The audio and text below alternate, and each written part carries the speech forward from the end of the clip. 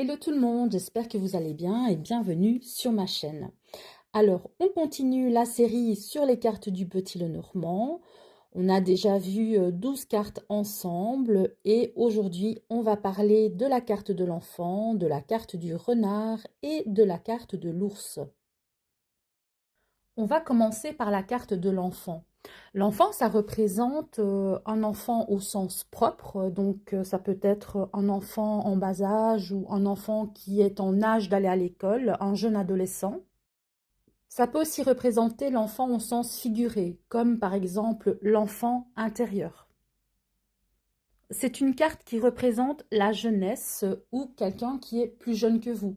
Par exemple, si vous êtes dans la quarantaine et que vous êtes en relation avec une personne qui a 10 ou 20 ans de moins que vous, ça peut aussi être représenté par cette carte de l'enfant, même si la personne a un âge adulte, parce que ça va représenter la jeunesse.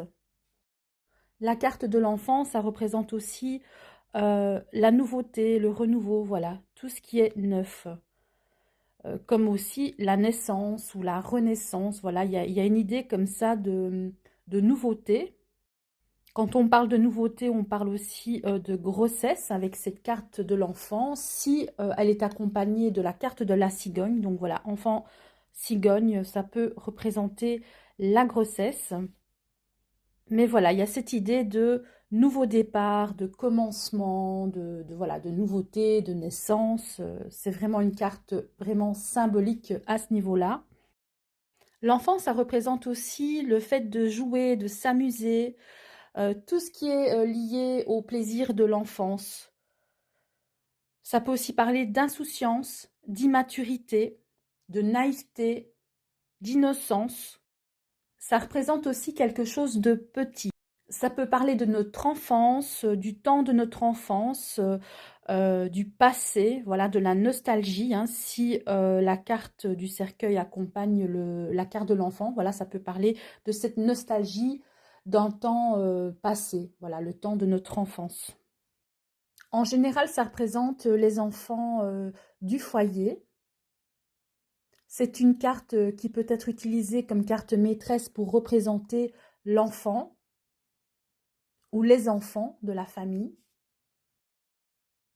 Elle peut représenter la joie de vivre, le côté espiègle, voilà, toutes les qualités qu'on peut retrouver chez un enfant. Ça fait aussi penser à la carte du soleil dans le tarot. Vous voyez donc cette carte, cet arcane avec le soleil et deux enfants qui jouent ensemble. Le fait de profiter de l'instant présent, c'est ça aussi la carte de l'enfant. Alors on va passer à la carte suivante, la carte du renard. Le renard, c'est la carte maîtresse pour le travail, pour le domaine professionnel.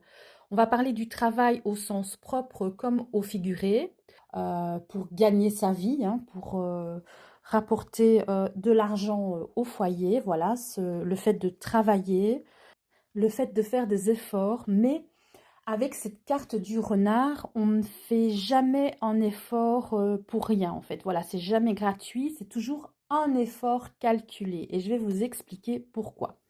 C'est une carte vraiment de réflexion, d'intelligence, de débrouillardise, voilà. Le renard, c'est quelqu'un d'opportuniste. Il y a deux grandes idées qui se dégagent de cette carte du renard. Donc, vous avez le côté travail, hein, simplement purement professionnel. Hein, on va bosser pour gagner son pain. Et puis, vous avez le côté un petit peu opportuniste, comme je le disais, manipulateur. Je le dis souvent dans mes ateliers, en fait, imaginez, visualisez en fait ce renard hein, qui est caché derrière un buisson, qui observe le poulailler de loin, qui se dit ah bah cette nuit je vais aller dans le poulailler, je vais aller prendre des œufs, je vais aller attaquer une poule. Il y a une forme de ruse. C'est aussi un petit peu comme dans l'histoire du corbeau et du renard. Hein. Vous voyez le renard en fait qui flatte le corbeau pour pouvoir avoir ce morceau de fromage. C'est un peu ça le côté du renard. C'est la fin qui justifie les moyens. Il est vraiment centré sur lui, centré sur son intérêt. C'est vraiment la carte du mois d'abord. Ce n'est pas forcément de la méchanceté pure comme on a pu le voir sur d'autres cartes comme le serpent. C'est une forme en fait de manipulation par nécessité ou par intérêt. On utilise, on manipule, on ment parce que on n'a pas le choix pour X raisons ou c'est par pur intérêt. Le renard ne va pas vous faire de mal exprès, il va vous faire du mal parce qu'il pense d'abord à lui. Et cette carte du renard, ça représente souvent des personnes qui portent un masque. Et c'est pour ça aussi que cette carte invite à la méfiance et à la prudence. On va passer maintenant à la dernière carte de cette vidéo, la carte de l'ours. L'ours, c'est la carte maîtresse pour l'argent, pour les finances. Donc, ça va représenter tout ce qui est lié à l'argent, à la banque, voilà. Tout ce qui est lié au budget, aux factures, voilà, tout ça. Tout ça, c'est l'ours. Donc, on a cette partie de l'ours qui représente voilà, tout ce qui est argent-finance.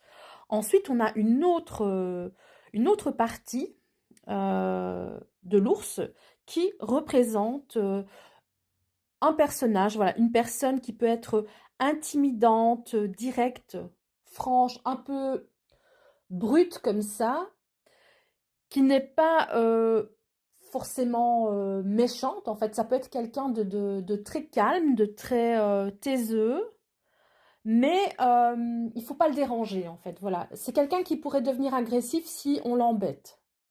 C'est pour ça que quand on fait des tirages sur la temporalité et qu'on tombe sur l'ours, la carte, en fait, elle vous dit que c'est pas le bon moment, qu'il faut attendre, qu'il faut être patient. C'est vraiment quelqu'un de puissant, voilà, qui a une force en lui. Ça va parler de protection, de pouvoir aussi.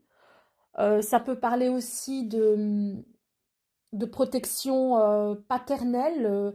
Voilà, ça peut représenter un papa, ça peut représenter un grand-père, une grand-mère. C'est une force tranquille en fait, mais avec cette idée de se sentir protégé avec cet ours. C'est quelqu'un qui protège son territoire, qui peut être dominant, autoritaire, et aussi, dans les mauvais côtés, qui peut avoir une emprise sur une personne ou sur les autres, tout simplement. C'est quelqu'un de bon vivant, ça peut représenter une personne ronde, voilà, qui aime les plaisirs de la table. Ça fait un petit peu penser comme ça aux énergies du taureau. Ça rejoint un petit peu le côté matériel, confort, finance et aussi la nourriture. Ça peut aussi représenter une personne plus âgée. Donc voilà, je pense que j'ai tout dit pour l'ours. Bien évidemment, ce sont mes interprétations. Il y en a certainement d'autres, bien entendu. Moi, c'est vrai que voilà, toutes ces interprétations, toutes ces vidéos que je vous fais, déjà, ce ne seront pas les seules parce qu'il y aura d'autres vidéos sur le Petit Lenormand qui seront postées aussi. Comme par exemple sur les personnages, sur les associations de cartes, la temporalité, etc. Mais donc voilà, c'est quand même une petite base pour vous hein, sur laquelle vous pouvez déjà travailler. On arrive maintenant à la fin de la vidéo. Donc pour la prochaine vidéo, on regardera ensemble la carte de l'étoile, de la cigogne et du chien. Et moi, je vous dis à très bientôt. N'oubliez pas de liker et de vous abonner si ce n'est pas encore fait. Et puis, je vous fais plein de bisous.